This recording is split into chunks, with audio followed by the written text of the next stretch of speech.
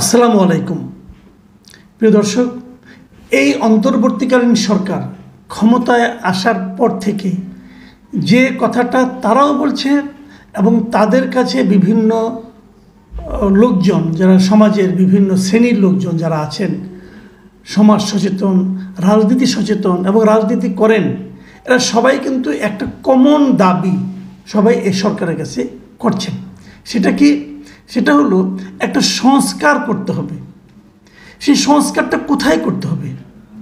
সমাজে, রাষ্ট্রনীতিতে, আমলাতন্ত্রে, মানে প্রশাসনে, নাকি আইন শৃঙ্খলা রক্ষাকারী বাহিনীর মধ্যে, নাকি রাজনৈতিক দলগুলোর মধ্যে, নাকি মানুষের চিন্তা চেতনায়?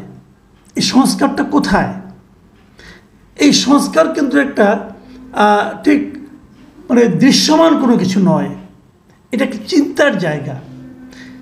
মানুষের চিন্তার মধ্যে একটা পরিবর্তন আনতে হবে, অথবা এমন একটা ব্যবস্থা তৈরি করতে হবে যে ব্যবস্থা নিজেই আরেকজন স্বৈরাচার তৈরি করার ক্ষেত্রে প্রতিবন্ধকতা তৈরি করবে।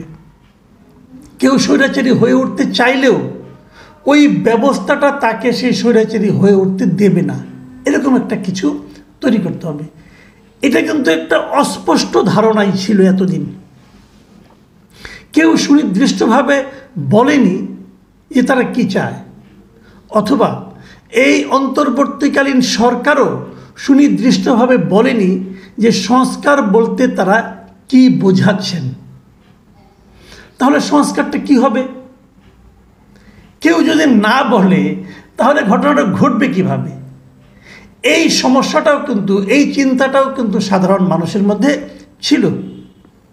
এই যে চিন্তাটা ছিল তার অবসান মনে হয় ঘটতে শুরু করেছে, এবং আমরা মনে করি এখন ধীরে ধীরে ধীরে ধীরে সাধারণ মানুষ, অথবা সচেতন মহল, অথবা বিদ্বান ব্যক্তি যারা আছেন, অথবা যারা রাজনীতি করেন, তারা সবাই যার যার মতো করে প্রস্তাবগুলো ধীরে ধীরে আনছেন। আমি গতকালকে একটা প্রস্তাব দেখলাম, আজকে একটা প্রস্তাব দেখলাম। এই প্রস্তাবগুলো মোটামুটি একই ধরনের। তারপরে আমি মনে করি এগুলি নিয়ে বারবার কথা বলা দরকার, এবং আমি নিজেও এই প্রস্তাবগুলির সঙ্গে কতটুকু একমত না সেটাও একটু আলোচনা করতে চাই। যেমন ধরা যাক, গতকালকে বুধবার দিন টিআইবি ট্রান্সপারেন্সি ইন্টারন্যাশনাল বাংলাদেশ, তারা একটা সংবাদ সম্মেলন করেছে, এবং সেই সংবাদ সম্মেলনের শিরোনাম ছিল নতুন বাংলাদেশ, দুর্নীতি প্রতিরোধ, গণতন্ত্র ও সুশাসন প্রতিষ্ঠা। এই ছিল তাদের সংবাদ সম্মেলনের শিরোনাম। সেখানে তারা কিছু সুপারিশ তুলে ধরেছে। অনেক সুপারিশ, আমি অতগুলো আলোচনায় যাচ্ছি না, আমি গেলে দুটো পয়েন্ট বলি তারা কি কি বলেছে। তারা একটা কথা বলেছে যে একই ব্যক্তি যেন সরকার প্রধান এবং দলীয় প্রধান না হয়। তাদের এটারও সুপারিশ, যেটা আমরা বিগত সময়ে দেখেছি। যখন 91 সালে প্রথম সরকার ক্ষমতায় আসলো, একটা গণতান্ত্রিক সরকার, একটা গণতান্ত্রিক নির্বাচনের মাধ্যমে, তখন কিন্তু আমরা দেখেছি যে সরকার প্রধান ছিলেন খালেদা জিয়া এবং তার দলের প্রধানও ছিলেন খালেদা জিয়া।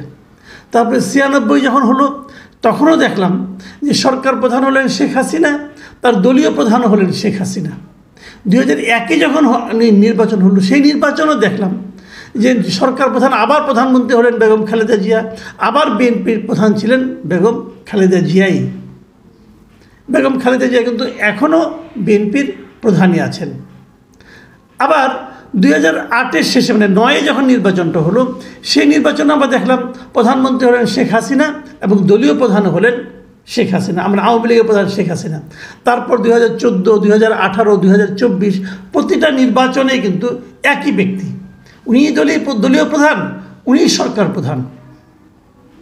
এবং এই যে এখন যে পালিয়ে গেছেন দেশ ছেড়ে, এখনও কিন্তু আওয়ামী লীগের প্রধান উনিই আছেন। এটা অনেকটা তাদের পৈতৃক সম্পত্তিতে পরিণত হয়েছে, যে এটা উনি যদি নিজে থেকে না ছাড়েন তাহলে ওনাকে সরানো যাবে না। অনেকটা কমিউনিস্ট শাসকের মতো, যেমন যতদিন রাশিয়া আছে অথবা আমৃত্যু, ওখানে কিন্তু পুতিনই থাকছেন। রাশিয়া, চীনেও একই অবস্থা, উত্তর কোরিয়াতেও একই অবস্থা। এই যে প্রবণতা, এই প্রবণতার হাত থেকে বের হয়ে আসতে বলছে টিআইবি। এবং তিনি আরেকটা কথা, টিআইবির পক্ষ থেকে আরেকটা কথা বলা হয়েছে যে একজন ব্যক্তি যেন কোনো অবস্থাতেই 2 মেয়াদের বেশি প্রধানমন্ত্রী হিসেবে দায়িত্ব পালন করতে না পারে, 2 মেয়াদ থাকবে, সে প্রধানমন্ত্রী হলেও অত 2 মেয়াদ থাকবে। কিন্তু আমি এখানে একটা জিনিস বুঝতে পারলাম না, তাদের এই প্রস্তাবে কিন্তু এটা বলা হয়নি যে দলীয় প্রধানও 2 মেয়াদে বেশি থাকতে পারবে কিনা, তারা এই ব্যাপারে কিছু বলেনি। কিন্তু তার মানে দলীয় প্রধান ওনাদের বিবেচনায় 2 মেয়াদে বেশি থাকলে কোনো সমস্যা নেই, এটা ওনারা বলছেন। আমি কিন্তু এটাও সমর্থন করি না, কারণ যদি 2 মেয়াদে বেশি রাখেন দলীয় প্রধান, তো এই একই সমস্যা কিন্তু ধীরে ধীরে তৈরি হবে, যে তার একটা মানে একক আধিপত্য এটা কিন্তু থাকবেই। আরও কিছু প্রস্তাব তারা বলেছেন, সেগুলো নিয়ে আমরা পরে আলোচনা করব। এখন আজকে একই ধরনের আরেকটা আলোচনা হয়েছিল, যেখানে নাকি উপস্থিত ছিল সেন্টার ফর গভর্নেন্স স্টাডিজ, এদের একটা আলোচনায় উপস্থিত ছিলেন আলী রিয়াজ। উনি ইলিনয় স্টেট মানে ইউনিভার্সিটির প্রফেসর, বাংলাদেশেরই মানুষ, বিদেশে থাকেন, কিন্তু বাংলাদেশের রাজনীতি নিয়ে উনি প্রচুর লেখালেখি করেন, মন্তব্য করেন। তো উনিও কিন্তু একই কথা বলেছেন। ওনার কথাটা অবশ্য দল নিয়ে কোনো আলোচনা করেন নাই, উনি সরকার নিয়ে আলোচনা করেছেন। উনি বলেছেন যে উনি ব্যক্তিগতভাবে মনে করেন যে সরকার প্রধান হিসেবে একজন ব্যক্তি সর্বোচ্চ 2 মেয়াদ থাকতে পারেন, এর চেয়ে বেশি থাকা উচিত নেই, উনি পার্সোনালি মনে করেন। আর আরেকটা কথা বলেছেন উনি, যেটা গুরুত্বপূর্ণ কথা, উনি বলেছেন এগুলো করতে গেলে আমাদের সংবিধানটাকে সংশোধন করে পারা যাবে না। উনি বলেছেন পুরো সংবিধানটাই নতুন করে লিখতে হবে। এই হলো মোটামুটি আলোচনার বিষয়। এখন আমার কথা হলো যে এই যে কথাগুলি বলেছে, আমি 2জন লোকের বেশি আলোচনা করলাম, কাল এবং আজকের। এখন এখানে নতুন কি আছে? আমি নতুন কিন্তু খুব বেশি একটা কিছু পাইনি। যেমন আলী রিয়াজের সংবিধান পুনর্লিখন, এটা আমার কাছে নতুন মনে হয়েছে। এটা আমিও মনে করি এই সংবিধান দিয়ে আমাদের চলবে না, এই সংবিধানকে কাটাছেঁড়া করে সংশোধন করে খুব বেশি কিছু করা যাবে না, কারণ সংবিধানটা নিজের মধ্যে এমন কিছু করে ব্যবস্থা করে রাখা হয়েছে, এটাকে খুব বেশি একটা সংশোধন করা যাবে না। কিন্তু নতুন করে লেখাটাই ভালো, যদি লেখা সম্ভব হয়। কিন্তু একটা কথা আমি বলি, সেটা হলো এই যে একজন প্রধানমন্ত্রী 2 মেয়াদের বেশি থাকা যাবে না, এই কথাটা কিন্তু নতুন নয়। নতুন নয় কেন? আজকে থেকে 1 বছরেরও কিছু আগে, মানে গত বছরের জুলাই মাসে বিএনপির পক্ষ থেকে কিন্তু একটা প্রস্তাব দেওয়া হয়েছিল। সেটা হলো রাষ্ট্র মেরামতের জন্য তারা 31 দফা ঘোষণা করেছিল। এই রাষ্ট্র মেরামতের 31 দফায় কিন্তু এই একজন প্রধানমন্ত্রীর পরপর 2 মেয়াদে বেশি না থাকার বিষয়ে বলা হয়েছে। সেখানে কি বলা হয়েছে আমি কয়েকটা পড়ি, 31 দফা তো পড়ছি না, আমি 2-একটা জিনিস পড়ি। যেমন সেখানে বলেছে যে তার তত্ত্বাবধায়ক সরকার চেয়েছে, যে ওটা তো তখন দাবি একটা, উনি বলে ওরা ওই 31 দফার মধ্যে আরেকটা দফায় ছিল যে সরকারের প্রধানমন্ত্রী এবং মন্ত্রিসভার নির্বাহী ক্ষমতার ভারসাম্য প্রতিষ্ঠা করতে হবে। মানে মন্ত্রিসভার সঙ্গে প্রধানমন্ত্রীর একটা নির্বাহী যে ক্ষমতাটা আছে, এটা আমাদের একটা ব্যালেন্স করতে হবে। এটা কীভাবে ব্যালেন্স করতে হবে ডিটেল তারা ওইভাবে ডিটেল বলে নাই, কিন্তু এটা ব্যালেন্স করতে বলেছে। আরেকটা জিনিস বলেছে যে পরপর 2 টার্মের অতিরিক্ত কেউ প্রধানমন্ত্রীর দায়িত্ব পালন করতে পারবে না। এটা কিন্তু অনেকটা আমেরিকান স্টাইল। আমেরিকা কিন্তু একই কথা বলা হয়েছে যে আমেরিকায় একজন ব্যক্তি 2 টার্মের বেশি প্রেসিডেন্ট হতে পারবেন না, যত জনপ্রিয়তা থাকুক না কেন, পারবেন না। এটা আমেরিকার স্টাইল, আমেরিকান নিয়ম। কিন্তু এখানে কিন্তু একটা ফাঁকি আছে, আপনার ফাঁকিটা খেয়াল করেছেন কিনা জানি না।